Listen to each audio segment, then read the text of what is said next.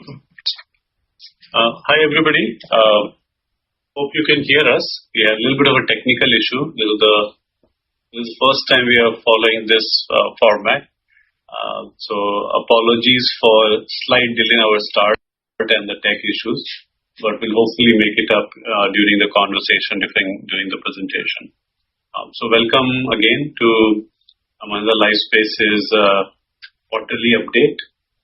We are excited to share the highlights as we take this along. We have a few slides. Just go back, I think. On our strategy, I think it hasn't changed. We launched this strategy 2 years ago in terms of our ambition, in terms of GDV, in terms of choices we are making on the business. The focus on business development, we'll talk more. The superior customer experience that we are striving to provide to our customers. You can't take your eyes off execution, the focus and value extraction from IC and IC, and then doing all those things with strong financial discipline. This is our strategy, and supported by a few enablers as you see at the bottom. So it hasn't changed, and we continue to work towards solving the challenges that we have along the way to realize the opportunities that we see in this sector. Going forward, key highlights for us has been on the resi side. The H1 we finished roughly at 1200 crores. The Q2 was 752 crores. Small yet powerful launches in H1. New Haven, which is 80% sold. Marina, which is a Navy plot in Malad. Plot B and C, 50% sold. Citadel, 80% in Pune. Lakewoods, HNI, 100% sold during the festival season. You haven't seen the full impact in the quarter 2. It will be in quarter 3. We have a sustenance sale, which has contributed significantly. Some of our big launches are coming through later in this later half of this financial year, which is Hope Farm. This is in Bangalore, Mahalakshmi, Bhandup, and Citadel Phase 3. So all in all, I think we have seen good progress from the sustenance side, but a lot more good news driven by H2 launches is supposed to come in the second half of this year. Our good momentum on GDV side, as you know, last year was a watershed year for us where we had significant momentum. We had done 18,000 crore. The question was, how should we continue the momentum? The H1 GDV additions are 5,200 crore, but in the last 30 days, you would have seen 2 announcements where the GDV addition is now totaling to close to 9,500 crore. We have done one large one in Mahalunge, Pune. That is included in that 9,500 crore number. Our accumulation of GDP for us to realize our aspiration is reached 46,000 crore, providing multi-year visibility. And a big support that has been there in this number is unlocking of Thane. If you recall, a year or so back, we had updated you that Thane land parcel has 3 steps of approval. Step 1 is getting that out of industrial land. It's called 63-1A exit. The second is getting it converted into the right zones for us to pursue, including potential IITT policy, etc. And the third is the RERA-related approval. We are glad to share that while last year we had done part 1, step 1, now we just got the DP plan announced for Thane region, and our land is now designated as R zone, which means from a step 2 of the approval, it's all clear. It unlocks GDV worth somewhere between 7,000 to 8,000 crore. So we have put 7,500 crore in the number that you see here. But for us, it's a big unlock because it was in our GDV for a long time, and now we are ready to launch it. So now the process is simple: design, go through concessions, IOD and RERA. That part is already started in terms of design. We're trying to make it exciting project because the large land bank that we have. On the IC side, just one second. Some technical issue. We're just trying to. Can you come off this so that you know? On edit code, edit mode. Duplicate one meta.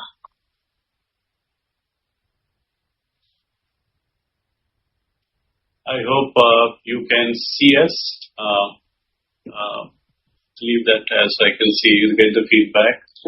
Put your comments in the chat box if you are not able to hear us or see us.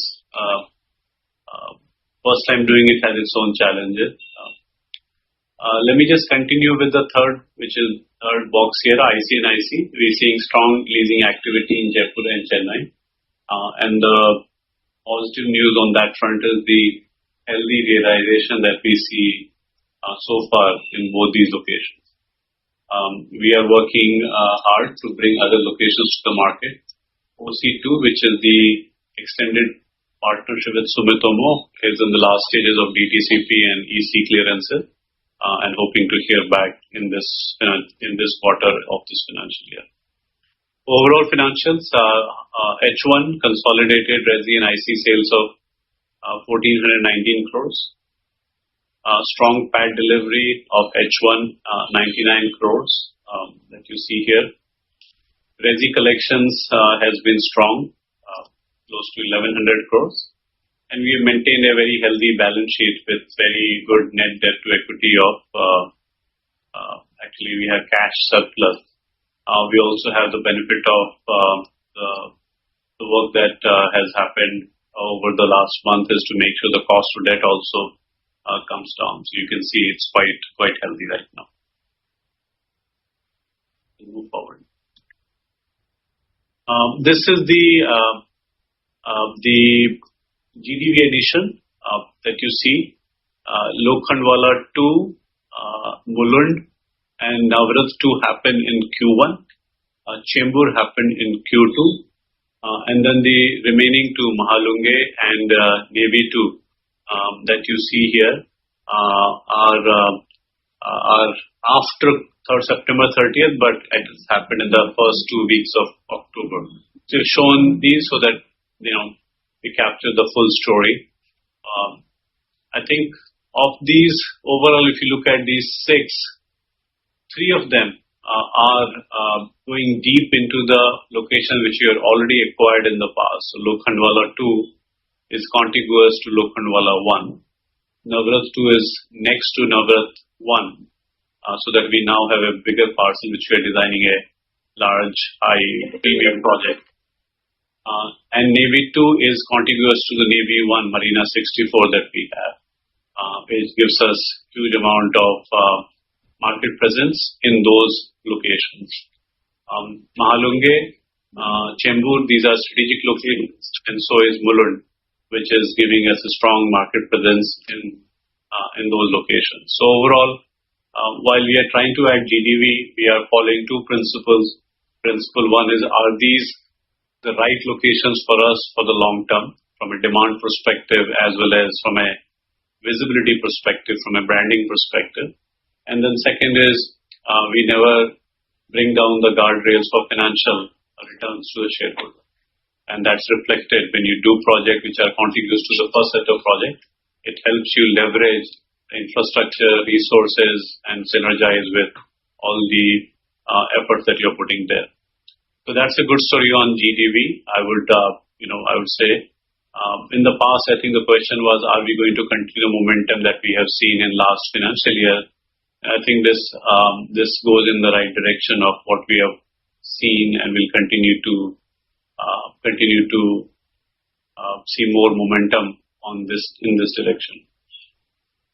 If you move forward, cumulatively, our GDV is reaching 46,000 crores, which is healthy. And as you can see, a big part of the acquisition or unlock has happened in the last few months, which is positive. That shows the momentum that our business development team, our resi team has shown in terms of signing the right set of projects. And that's very exciting for us because it gives us the ability to build a formidable business which is in line with our brand aspiration and the strategy that we have outlined in the past. This is the launch plan. I think you largely see the launches that you've seen are smaller launches in H1, and that's why a bulk of the H1 launch is contributed by these smaller launches, but I would say a significant part coming from sustenance sale of the launches that we have done in the past. Our big launches are likely to happen in H2. Not only Marina 64 that you see plot A, we are just waiting for the EC. You all know about the EC issues. That as soon as it comes, we'll be able to launch the bigger part of the inventory from Marina 64. The Hope Farm, we already have the EC Bangalore. We are waiting for the final set of approvals from BBMP and we can go to RERA post that. Mahalakshmi, Bhandup, Citadel Phase 3, they are all in the progress. Mahalakshmi and Bhandup are in advanced stages. Citadel, we are waiting for some approvals specific to the market and which we'll hear back in a few months. But I'm confident that the pipeline that we have in H2 will allow us to achieve the target that we have for this financial year on the pre-sale side. In the past, we always used to struggle with not having enough GDV. Now we have the GDV and now just waiting for the approvals to come through for us to convert that GDV into pre-sale. And in the past, as we shared first time in April with you how our multi-year growth journey looks like, we have high visibility in our pre-sales plan. Year by year, as you see, this is how we've built up. The overall CAGR from 25 to 30 is visible. Many of you in the past asked about what is the each short-term guidance. I think for F26, we've said put a straight line on using the CAGR. But for F27, we are, as we have highlighted in the previous discussions, we're hoping that it will be somewhere between 4,500 to 5,000. And as you can see, the building blocks now are falling in place for us to feel comfortable that we'll have enough inventory for us to achieve that guidance comfortably. And we are working towards that goal. And I'm hoping that that goal really comes through for us to really scale this business to a level which is in line with our brand and strategic aspiration. We also see a few blues that we had in later years, 28, 29 and 30. We are systematically filling them up. But that doesn't mean that they will be launched only in that year. If we have the opportunity, for example, Mahalunge, that's a project we are hoping to bring up into the market in F27. Well, we have planned it for 28, but there's always puts and takes happen depending on the approvals and other issues related to design. So there will be some movement between the years so that will happen, but overall, at least we have put a mark in the ground to say that this is where our targets are and let's work towards resolving them and achieving them. The other thing that you'll see at the top of the chart is our dependence on new launches is coming down from, let's say, what we saw in FY25. And that's healthy because even this year, you'll see that we are dependent on our launches, but hoping that that slowly comes down and our sustenance portfolio allows us to achieve a big part of the sales, which is much more predictable, much easier to model out in our financial plan. As we move forward, the IC business has been a bellwether. I think it has supported us really well and will continue to do so. We are investing in that business. We are also bringing in partners.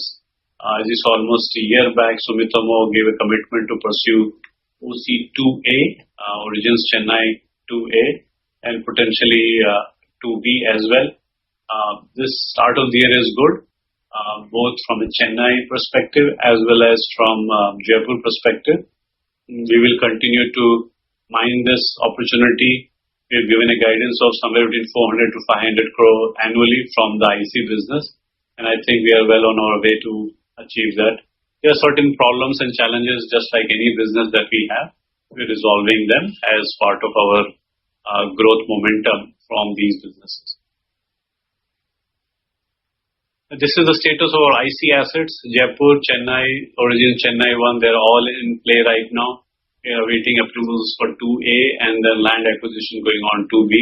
Origins Ahmedabad is relatively new, so we're looking for right size customer. All the title, etc., we have kind of gotten validated. We're looking for push button ready infrastructure there. Some infrastructure investments have already happened, but we're looking for one or two anchor clients that will allow us to start that location at the earliest. Origins Pune is an area where we are still doing land aggregation.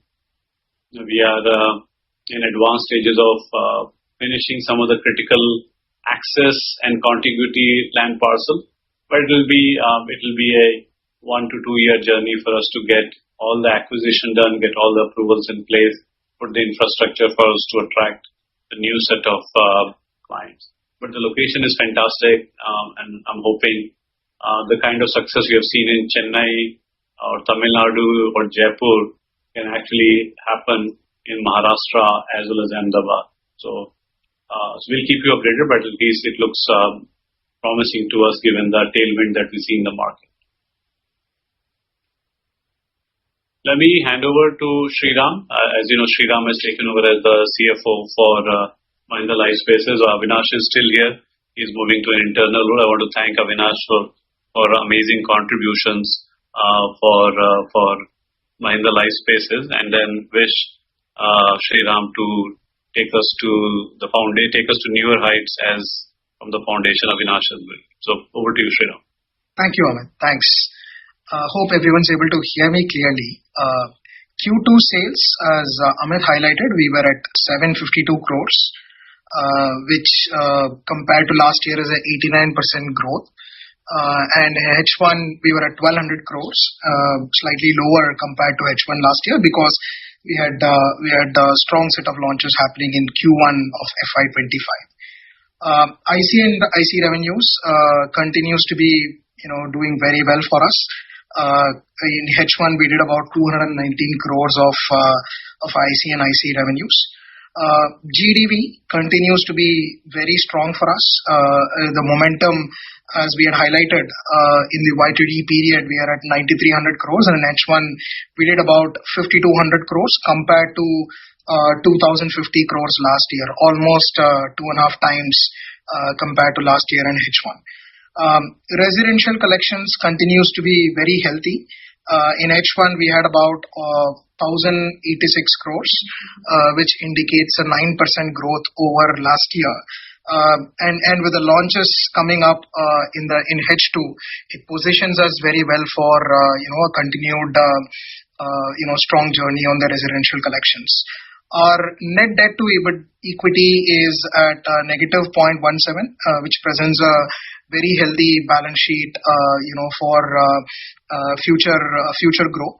And compared to Q2 last year, we were positive 0.26.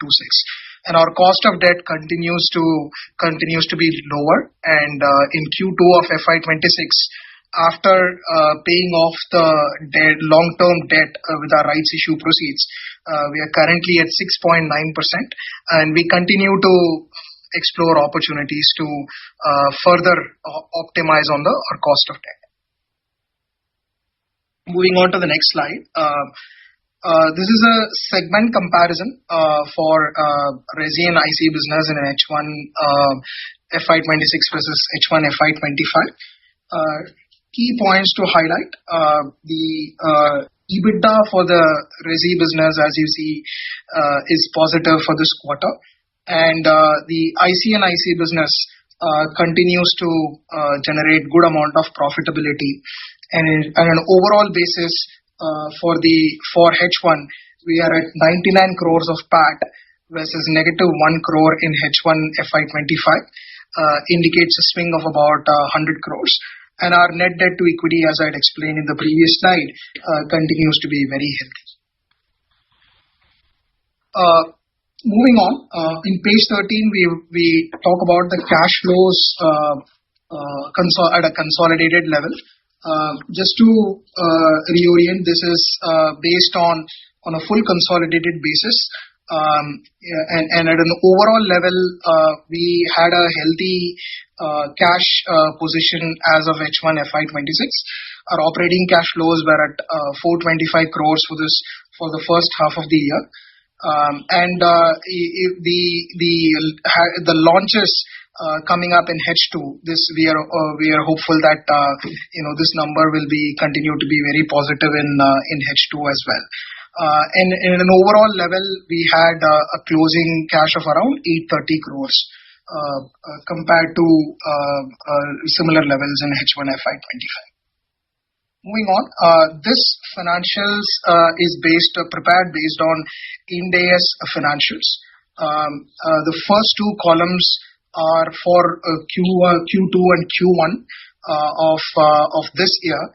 And as we had highlighted, on a full consolidated basis, we account for the JVs and the associates and consolidate their numbers on a line-by-line basis. But as per the Ind AS financials, the profits from our associates and JV get consolidated in our share and net profit or loss of JV/associates line. So as a result, totally our net profit for H1 is around 99 crores, as I highlighted, which indicates a better position compared to a Q2 of FY25 and the full year of FY25 last year. Moving on, this is a consolidated balance sheet position. As you would see, the borrowings, the long-term borrowings are completely zeroed out as of 30th September 2025, which is paid from the rights issue proceeds we had. There are some short-term borrowings in the company, but that said, we have also had a healthy cash position, and overall our net debt to equity position is in a very, very healthy shape. And again, this is prepared as per the Ind AS financials, indicating a very healthy position on the from an overall perspective. With that, I will hand it over to Amit, for taking any questions. We have also completed the sharing of slides that we wanted to prepare. The rest of the slides are as well. Stop sharing, I think. So Sriram did a very smart thing. All the questions will come to me. That's what you said, right? All right. So we will take the questions from the chat window, right? And then read them. So, the question from ICICI Securities is being around primarily on CapEx update, and I see a lot of questions coming on the CapEx update. Yeah. I think we see a healthy market. Overall, residential market, there are a lot of worries at the start of this financial year that it might take a dip, given we have seen 3 years of buoyancy like 22, 23, 24, or 23, 24, 25. 22 was a recovery year, right? But as you've seen, the market continues to be healthy. In some cases, we have seen some market, the volume may have come down, but the square foot, the apartments have become bigger, or the pricing has made up for the decline in volumes. But overall, we feel that the market momentum continues. The demand is shifting favorably in terms of towards the segment that you want to participate. So if you see, we had a huge portfolio in affordable, we have exited. We had practically no portfolio on the luxury. That's actually doing decently well. But our bread and butter is the mid-premium and premium. And that has actually, continues to expand as an overall share at the expense of affordable. And we feel very good that we are in a market which continues to be healthy after a very strong upcycle. It stays healthy. It is the participation from our side is in the segment that is ripe from a customer point of view. 1 to 5 crore is the segment as we define as with premium and premium. So I think we feel good about where we are playing. Our choice of location also is suitable. Mumbai, Pune, Bangalore continue to be the top 3 locations in terms of volume, and then NCR, if you include NCR, which is something that we have participated in the past. We've not done new launches, but we feel that of the top 4 market, we are already there in 3. A good choice in terms of where we are playing, and we are seeking depth in the market, not trying to look for breadth. So that's why we'll prioritize all our capital allocation in markets where we see overall market momentum and we have the ability to go deep. So on the capex side, we are quite good. The rights issue has helped us in terms of cleaning our balance sheet. This was used for the growth. As we look forward, there are 2 avenues for more capital. Avenue 1 is we have the ability to raise a healthy amount of debt, and this market is quite ripe for that. The highest debt we had taken till last year was roughly gross debt of 1,400 crores, right? So I think depending on how the market is, how the kind of projects are, I think we have the ability to take on debt for the right set of projects. We also are keeping in mind our strength and how should we leverage our balance sheet along with the brand. So examples of society redevelopment, examples of JDA are very suitable for us. It doesn't take as much capital, but gives us the ability to do a lot bigger projects. And we have done with Mahindra, we have done with many societies already. And finally, we continue to have discussions on strategic partners for equity perspective. We had gone very far, but we had to put that on a pause given our desire to do rights and raise our own equity from the market. But I think those discussions are back. There are a huge amount of buoyancy in terms of different types of customers or partners looking to participate in Indian resi market, Indian real estate market, and we have advanced discussions with some of them. So I think if you look at all 3, like can we raise debt to support our capex expansion? Can we think about the right mix of projects to support our capex requirements? And then do we have other avenues from a strategic partner? All 3 are being looked at. Our goal from a volume perspective is not to slow down for right projects, right? I think this is a market which is healthy, inventories overhang is healthy. So we want to make sure that we continue to sign up projects that will give us the financial returns for the future and gives a rub-off for rest of our brand, right, across other businesses. So those things are keeping in mind. I think 9,500, 9,300 crores is not a number that we are chasing per se. Good projects, we will do them. And that's how we have designed our systems and processes and approvals internally. Great. So, Amit, we can take next question from Parikshit from HDFC Securities. Quite a few questions. I'll go one by one. What is the status of project approvals on Bhandup, Hope Farm and Mahalakshmi? Yeah. I think they are, let me start with Bhandup. Bhandup is in the final stages of plan approvals. So as you know, there are concessions, IOD, CC. And now for CC, you need an EC. And EC also, we got the TOR approved. So for us to do RERA, there is a CC route and an EC route, and they converged in CC, which leads into RERA now. So Parikshit, as you know, in the past, we could launch the project and the EC would come subsequently for us to start construction. So in a way, it's good for the customer because many times it has caused delay. So while we haven't finished a year on Bhandup deal, it was November sometime around this time. But our feel is that in another month to 2 months, we'll have most of the approvals in our hand.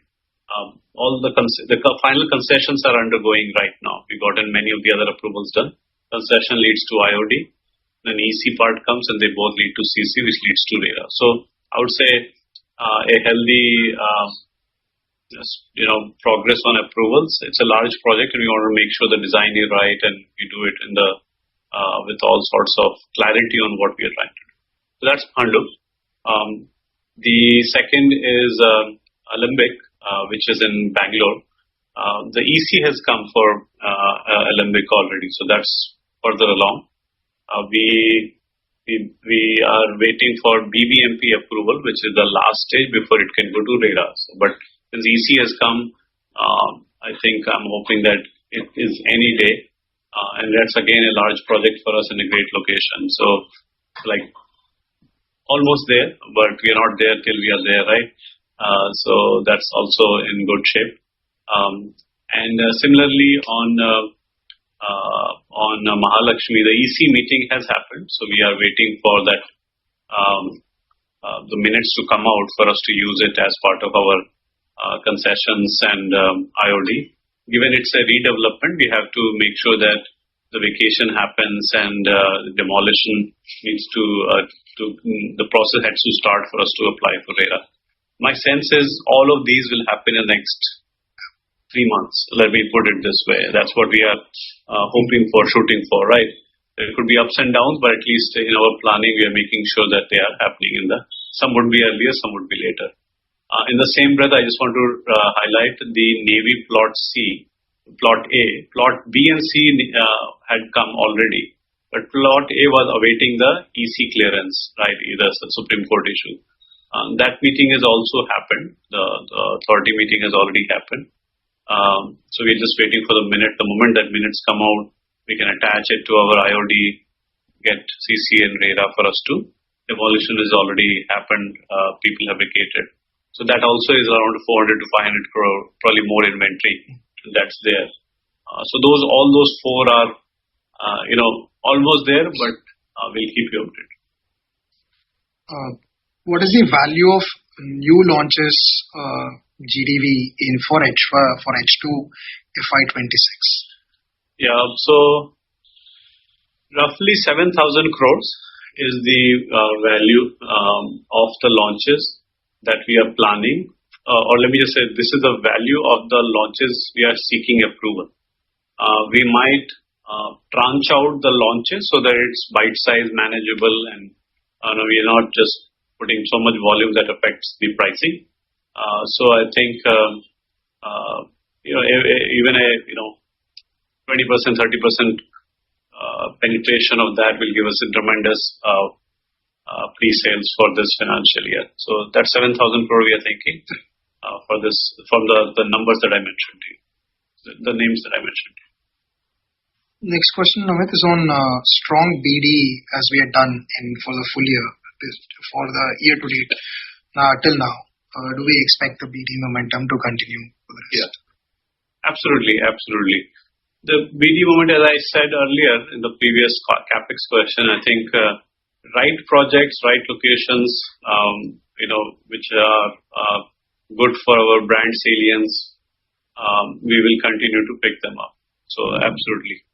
We also want to update that on Westera, which was a project that was getting delayed. We got in the DA signed for that also. It's a marquee location. There were some issues that we had to resolve. All of them have been resolved. We expect to launch it now that the DA is signed in the next financial year. Next question is on the balancing factor and pre-sales reported on the slide on the project data project wise. So Parikshit, I'll take this. I think what we had done is whenever the projects are completed, especially in Chennai, we move them out from the ongoing projects to completed inventory. So the completed inventory sales is not probably reflected in the slide because that slide is primarily on the ongoing projects. So the difference, as you're talking about, is primarily due to the sale of the completed inventory. Next question is on project completion and deliveries for FY26. Yeah. Yeah. So we have some that have happened, but I think the bulk of the completions are in H2, second half of this year. We have roughly 8 completions that are being planned for this financial year. I think they are all across. They are in Delhi, they are in Pune, 2 in Pune actually.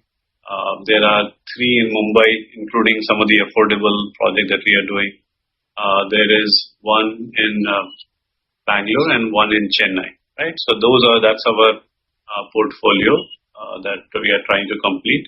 In most cases, the completion is either done or almost done, right? Some are places where even filed for OC applications have been filed after CFO and consent to operate, consent to establish. So, and that is from a recognition point of view, both revenue and PAT. So we are expecting those recognitions, completions to happen that will lead to recognition of profit and revenue. So 8 of them, 5 of them are bigger that are there. That's Eden for us in Bangalore, Luminaire for us in Delhi, NCR. It's P21 in Chennai. It's Nostalgia in Pune, and then Alcove in Mumbai. These are the 5 bigger ones. And then there are 3 on the affordable side, which is Palghar. There is Kalyan, 1 tower, and then Tathawade in Pune. So these are the 3 on the affordable side. Which is a good segue into the next question. Do we expect to be EBITDA positive from which quarter or financial year? With the project completions, maybe Parikshit, I'll take this. With the project OCs expected, as Amit outlined, the EBITDA, you will see that getting reflected in the EBITDA for the quarter and the full year as well. As these are the recent projects, like the 5 completions that Amit talked about, the bigger ones are all, expected to get completed in this year and contribute to the revenue, EBITDA and PAT. Next question, Amit, is on execution. Ashish Agarwal from Sundaram AMC. How is the execution of the under construction projects going on? Are all the under construction projects expected to be completed within RERA timelines? Do we expect any impact on financials in the near term? Yeah, that's it. I think that's my biggest priority, Ashish, right? Ashish. Yeah. Ashish is my biggest priority because the construction phase is typically, we get so much excited with GDV and launch that at times we forget that the longest phase is construction and delivery to the customers. And that creates the moment of truth for a customer. If you don't deliver a good product on time, it really affects the brand perception and the quality of the work that we do. So we are particularly focused on that. And so overall short answer is I track it on a frequent basis, make sure on the quality, cost and timeline, all those are balanced in the best possible way. And that's happening. We also, as Sriram and Avinash put together a system of tracking the IRRs. IRR is capturing both the cost, revenue, as well as the timeline. So from a timeline perspective, most of the projects tend to be delivered earlier, unless there is an issue with approvals or something in some cases, very few that we see. But I think going forward, it's something that we had highlighted in our strategy, that how do we actually think about our execution. And last week itself, we signed an MOU with Tata Project, starting with Mahindra Vista in Kandivali. It's a large project. And to make sure that the quality, cost, compliance are in line with what we expect from the project. In fact, if we can over-deliver on each one of them, in terms of quality, in terms of cost, in terms of compliances, in terms of timelines, I think that partnership will hopefully flourish.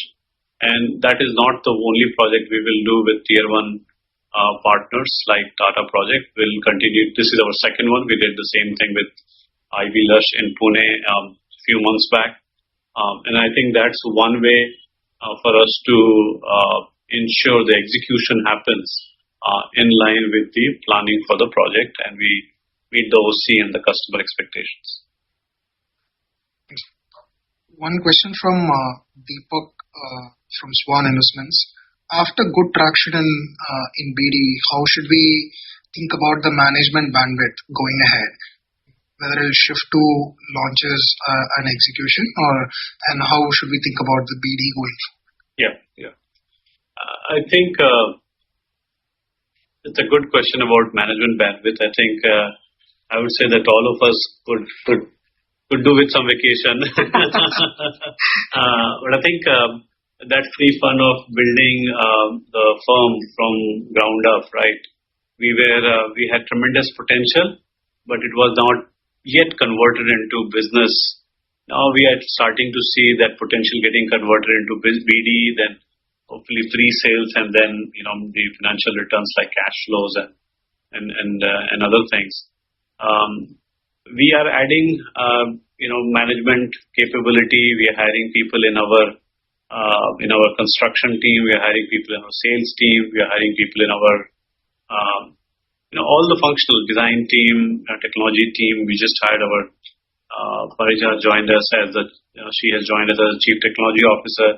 We see the role of technology going to be amplified significantly, even in this kind of industry.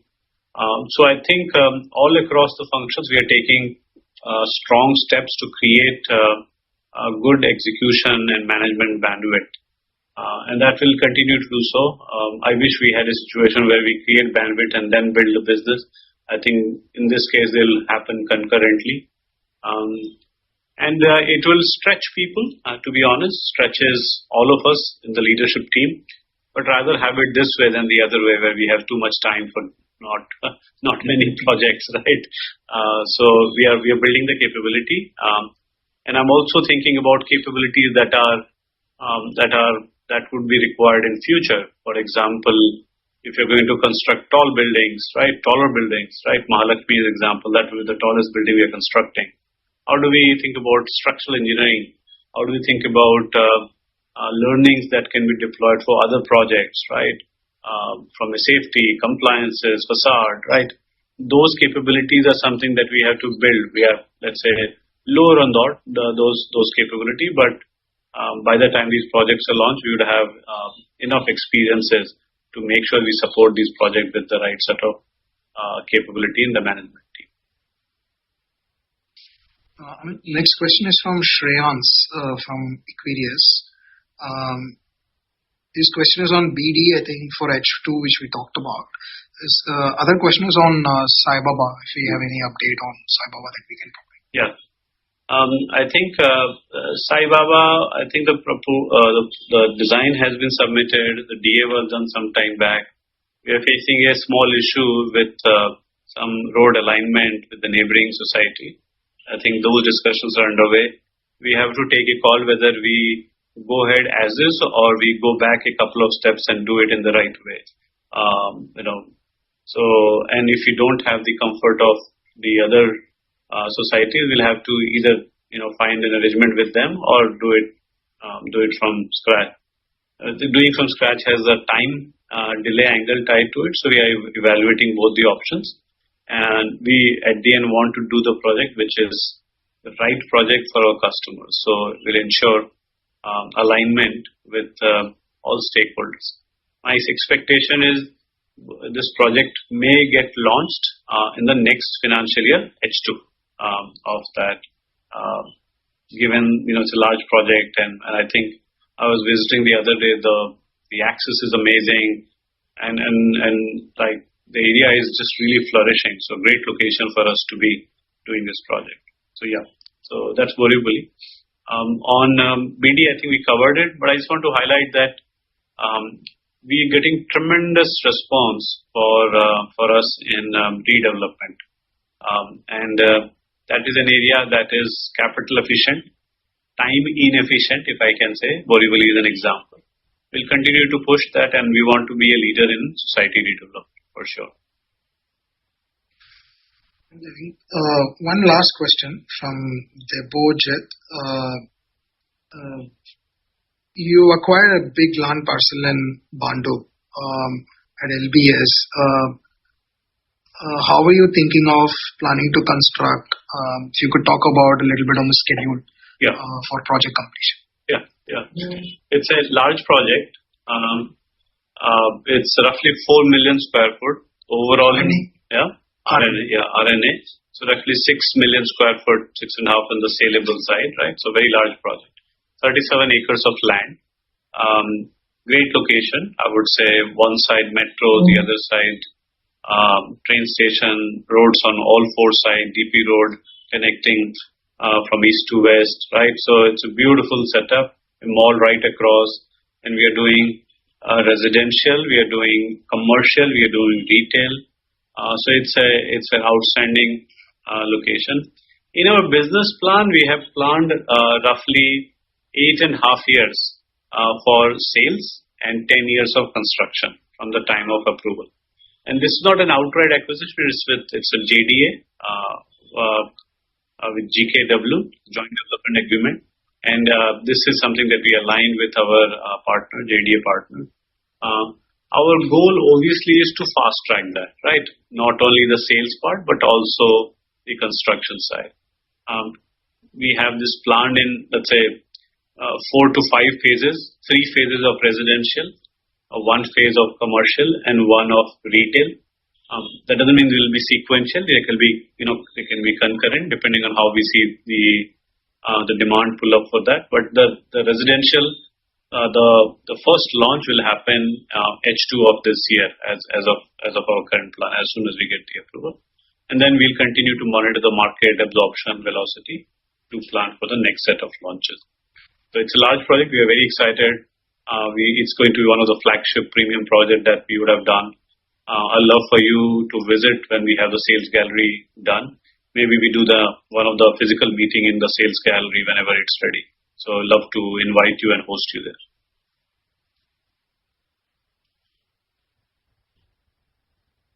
A lot of other questions are primarily on Thane and Bandu, which Okay. So any other last questions? No, this is done. Okay. So thank you so much. I think we covered. Apologies for a delayed start and the interruption that we had. We're experimenting. Please share your feedback whether this format was useful or not. We try to move away from audio to video, and we will continue to do in person. I think as per your guidance, we'll do H1 and like one H1 and then the next financial year end in person, because we did already 2, so we thought maybe this one will be virtual. We also have meeting some of you on 20th as part of our investor day, so we will address questions that you might have. But really excited to be sharing the results and the plan to really grow the firm in line with your guidance and our aspirations. So thank you for all the input. Please keep the channel open if you have any thoughts and feedback. Love to listen to them and address them. Thank you. Thank you. If you found this video helpful, please like, share and subscribe to Concall India for latest upcoming Concall.